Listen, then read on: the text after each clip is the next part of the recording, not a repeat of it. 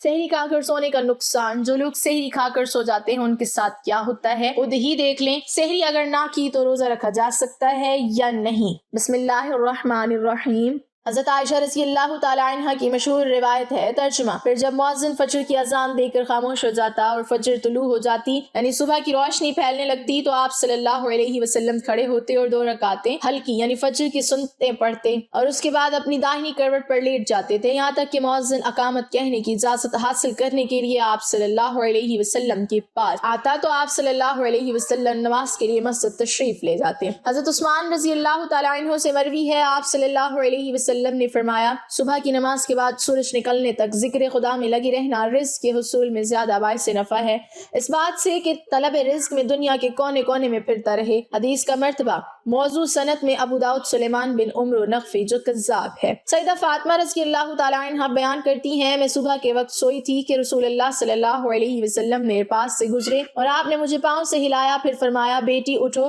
اپنے رب کی طرف سے رزق کی تقسیم میں شامل ہو جاؤ اور غفلت شعار لوگوں کی عادت اختیار نہ کرو۔ اللہ تعالیٰ طلوع فجر سے طلوع آفتاب تک لوگوں کا رزق تقسیم کرتے ہیں۔ حضرت انس بن مالک رضی اللہ تعالیٰ عنہ کی روایت، تلاش رزق کی خاطر نماز فجر سے طلوع آفتاب تک مت سویا کرو۔ حضرت انس سے اس کی وضاحت طلب کی گئی تو فرمایا کہ اس وقت 70 مرتبہ تسبیح تکبیر اور استغفار کرنے سے روزی میں برکت ہوتی ہے۔ حضرت علی رضی اللہ تعالیٰ عنہ کی روایت، زمین کی سطح پر کیے جانے والے 3 کاموں کی وجہ سے زمین اپنی تکلیف کا اظہار کرتی ہے، ناحق خون بہنے سے، وہ غسل جو زنا کے ارتکاب کی بات کیا جائے، اور طلوع آفتاب سے پہلے سونے سے۔ حضرت ابو وائل فرماتے ہیں کہ ہم صبح کی نماز پڑھنے کے بعد حضرت عبداللہ بن مسعود رضی اللہ تعالی عنہما کی طرف گئے اور دروازے سے سلام کیا تو انہوں نے ہمیں اجازت دے دی، مگر ہم تھوڑی دیر دروازے کے ساتھ ٹھہرے رہے تو ایک باندی آئی اور اس نے کہا کہ تم اندر کیوں نہیں داخل ہو رہے ہو؟ تو پھر ہم اندر داخل ہوئے تو حضرت عبداللہ بیٹھے تسبیح پڑھ رہے ہیں۔ انہوں نے فرمایا کہ تمہیں کس چیز نے اندر داخل ہونے سے روکا ہے جبکہ تمہیں اجازت دے دی گئی تھی؟ تو ہم نے کہا کہ کوئی بات نہیں سوائے اس کے کہ ہم نے خیال کیا کہ گھر والوں میں سے کوئی سو رہا ہو۔ تو عبداللہ نے فرمایا کہ تم نے ابن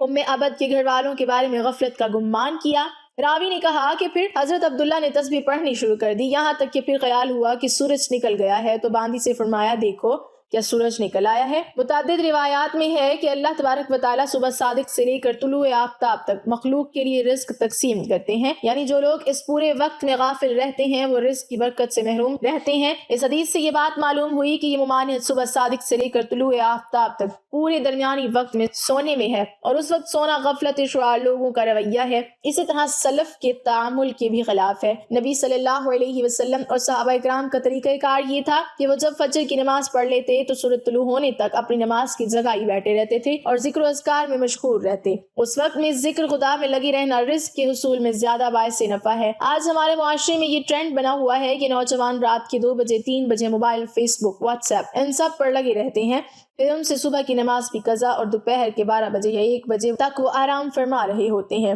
اور گھر میں ایسا کوئی بھی انسان نہیں ہوتا جو انہیں ایسا کرنے سے باز رکھے۔ آج ہم آپ کو بتائیں گے کہ حضرت علی رضی اللہ تعالی عنہ نے ایسے نوجوانوں کے بارے میں کیا فرمایا ہے اور کیا کچھ ان کی قسمت میں لکھ دیا جاتا ہے جو ایسے حالات کی لپیٹ میں آ چکے ہیں۔ حضرت عبداللہ ابن عباس رضی اللہ تعالی عنہ سے مروی ہے کہ جو بھی انسان صبح سویا پڑا رہتا ہے تو اس عمل کو اسلام نے سخت ناپسند قرار دیا ہے کہ دوپہر کے علاوہ کسی بھی اور وقت میں مت سویا کرو، جسے کہلولہ کہا جاتا ہے۔ وہ دوپہر کے اوقات میں ہی ادا کیا جاتا ہے، اور یہ عمل ہمارے نبی حضرت محمد صلی اللہ علیہ وسلم بھی کیا کرتے تھے۔ کہلولہ وہ نہیں جس میں انسان دوپہر میں پیٹ بھر کر کھانا کھا کر سو جاتے ہیں۔ کہلولہ سے مراد وہ عمل ہے جس میں خواہ آپ کھانا کھا چکے ہیں یا نہیں، بس تھوڑی دیر آرام کرنا دوپہر کے اوقات میں، تاکہ آپ کا جو باقی کا دن ہے وہ صحیح سلامت گزرے اور آپ کے دن کے باقی حصے میں آپ اچھی طرح اپنے کاموں کو سر انجام دے سکیں۔ حضرت علی رضی اللہ تعالیٰ عنہ نے فرمایا کہ میں نے اللہ کے نبی صلی اللہ علیہ وسلم سے سنا تھا، کھانا کھا کر فوراً سویا کریں کیونکہ اس سے انسان کے دل میں بھی سختی پیدا ہو جاتی ہے۔ اور آج کی تاریخ میں تو یہ بات اس حد تک گہرائی تک آ پہنچی ہے کہ یہاں پہ ڈاکٹرز کا بھی یہ ماننا ہے کہ اگر انسان کھانا کھا کر فوراً سو جاتے ہیں تو وہ دل کے مرض میں مبتلا ہو جاتے ہیں، اور یہی بات 1400 سال پہلے ہمارے نبی صلی اللہ علیہ وسلم نے فرمائی تھی۔ اب آتے ہیں حضرت علی رضی اللہ تعالیٰ عنہ کے اس ارشاد کی طرف جو انہوں نے فرمایا تھا۔ جب ایک مرتبہ حضرت علی رضی اللہ تعالیٰ عنہ کی خدمت میں ایک شخص حاضر ہوئے اور فرمانے لگے، یا علی، صبح سویرے جو انسان سویا پڑا رہتا ہے اس کی قسمت میں کیا کچھ لکھا جاتا ہے؟ تو جواب میں حضرت علی رضی اللہ تعالیٰ عنہ فرمانے لگے، اے اللہ کے بندے، میں نے اللہ کے نبی صلی اللہ علیہ وسلم سے سنا کہ جو بھی انسان صبح کے اوقات رات میں سویا پڑا رہتا ہے اور وہ فجر کی نماز بھی قضا کر بیٹھتا ہے یا پھر وہ فجر کی نماز ادا کر کے سو جاتا ہے، تو جب فرشتے آسمانوں سے اس کے مقدر کا رزق لے کر زمین کی طرف آتے ہیں اور وہ رزق انسانوں سے بانٹنے لگ جاتے ہیں تو وہ انسان سوئے ہوئے ہوتے ہیں۔ اسی وجہ سے وہ فرشتے وہ رزق واپس اپنے ساتھ لے کر آسمانوں کی طرف لوٹ جاتے ہیں، اور جب وہ نیند سے فارغ ہو کر اٹھتا ہے، بیدار ہوتا ہے، تب ایسے لوگ رزق کی تنگی کی شکایات کرتے پھرتے ہیں۔ آپ نے دیکھا ہوگا کہ جب اکثر لوگ رزق کی تنگی کی شکایت کرتے ہیں، آپ ذرا ان سے پوچھ کر دیکھیں، یہ صرف ایک آزمانے کے لیے آپ پوچھیں تو صحیح، آپ جب ان سے پوچھیں گے کہ صبح کتنے بجے اٹھتے ہو تو وہ آپ کو جواب میں لازماً یہی کہیں گے کہ ہماری تو آنکھ سویرے کھلتی ہی نہیں، ہم صبح اٹھتے ہی نہیں، اٹھنا بہت مشکل ہے ہمارے لیے،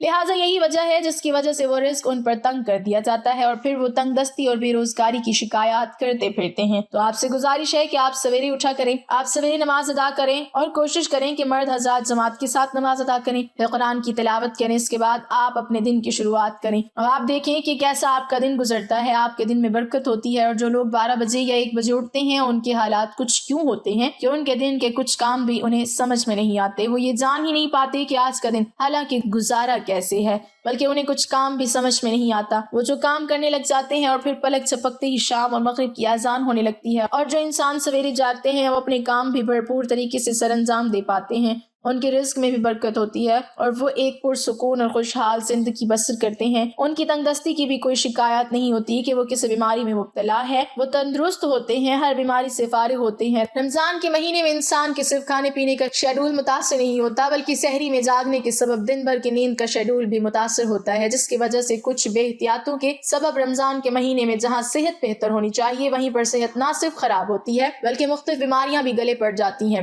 روزہ رکھنا صحت کے لیے بہت بہتر ہوتا ہے، مگر جو لوگ رمضان میں سینے میں جلن، گیس اور اس جیسی دوسری بیماریوں کا شکار ہوتے ہیں اس کا سبب روزہ نہیں بلکہ ان کی اپنی غلطیاں ہوتی ہیں۔ سارے دن کے روزے کے بعد جو لوگ پہلے سے ہی کسی بیماری میں مبتلا ہوں ان کی سحر و افطار میں کی جانے والی کوتاہی ان کے گلے کا ہار بن جاتی ہیں۔ ایسی ہی کچھ غلطیوں کے بارے میں ہم آپ کو آج بتائیں گے۔ جو لوگ باقاعدگی سے ورزش کرنے کے عادی ہوتے ہیں وہ سحری یا افطار کے شیڈول کے سبب پریشان ہو جاتے ہیں۔ ایسے لوگ اکثر سحری یا افطاری کے بعد ورزش کرتے ہیں جو کہ ایک بہت بڑی غلطی ہوتی ہے۔ اس سے ایک جانب تو بد ہضمی کا خطرہ ہوتا ہے اور دوسرا اس کی وجہ سے ہڈیوں اور پٹھوں میں درد بڑھ جاتا ہے، لہٰذا اگر ورزش کرنا ضروری بھی ہو تو اس کے لیے سب سے بہترین وقت سحری سے پہلے کا وقت ہوتا ہے، کیونکہ اس وقت میں انسان کا معدہ خالی ہوتا ہے اور صحت کے لیے بہتر ہوتا ہے۔ کچھ لوگ رات میں دیر سے کھانا کھا کر سو جاتے ہیں اور نیند کی وجہ سے سحری نہیں کرتے ہیں۔ سحری چھوڑنے کی وجہ سے روزے کا دورانیہ بڑھ جاتا ہے جو کہ جسم کی اندرونی کمزوری میں بہت زیادہ اضافہ کر دیتے ہیں، جس سے نہ صرف چہرے کی چمک دمک ماند پڑ جاتی ہے بلکہ قوت مدافعت میں بھی کمی واقع ہوتی ہے۔ اس وجہ سے بہتر یہی ہوتا ہے کہ سحری کے وقت بھلے ایک گلاس پانی کا ایک کھجور ہی کیوں نہ لی جائے مگر لازمی طور پر سحری کی جائے۔ افطار کے بعد پیٹ میں جب دن بھر کے بعد غذا جاتی ہے تو انسان سستی کا شکار ہو جاتا ہے۔ اکثر لوگ افطار کے بھاری بھرکم کھانے